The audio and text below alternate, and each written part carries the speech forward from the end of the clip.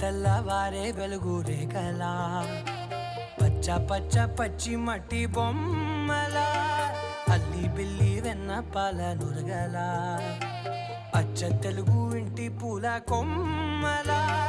దేవదేవుడే పంపగా ఇలా దేవతే మా ఇంట అడుగే పెట్టెనంట బ్రహ్మ కళ్ళలో కాంతులే